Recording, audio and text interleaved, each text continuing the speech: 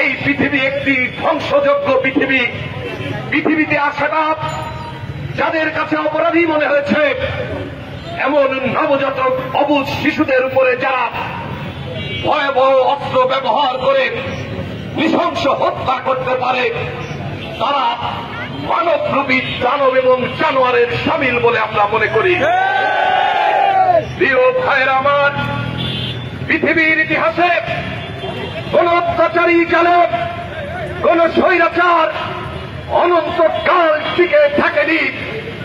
যদি পবিত্র কোরআনের আয়াত সত্য হয়ে থাকে, এই ইসরায়েলও একদিন ধ্বংস হবে ইনশাআল্লাহ। ইতিহাসের পাতায় স্বৈরাচাররা অনন্তকাল শাসন করতে পারে। গাজা এবং প্যালেস্টাইনের মানুষদেরকে রক্ষা করবার জন্য বিশ্ব মুসলিমকে আজকে এক কাতারে আসতে হবে। বিশ্ব মুসলিমকে ঐক্যবদ্ধ হয়ে এই সন্ত্রাসবাদের বিরুদ্ধে বিশ্বব্যাপী আন্দোলন গড়ে তোলার আহ্বান জানাচ্ছে।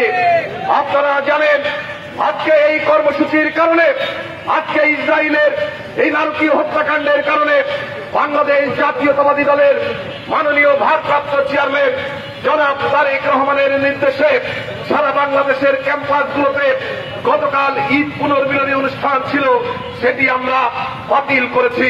আগামী 11 তারিখ সারা বাংলাদেশে স্বাধীনতা কনসার্ট হওয়ার কথা ছিল, সেটিও বাতিল করে দেওয়া হয়েছে। বাংলাদেশ জাতীয়তাবাদী দল ইসলামী মূল্যবোধকে সম্মান করে, বাংলাদেশ জাতীয়তাবাদী দল একটি দেশের সার্বভৌমত্বকে সম্মান করে। আজকে যেভাবে নির্বিচারে হত্যাকাণ্ড চালানো হয়েছে, এই হত্যাকাণ্ডের বিরুদ্ধে আমাদের আন্দোলন শান্তিপূর্ণভাবে চলমান থাকবে।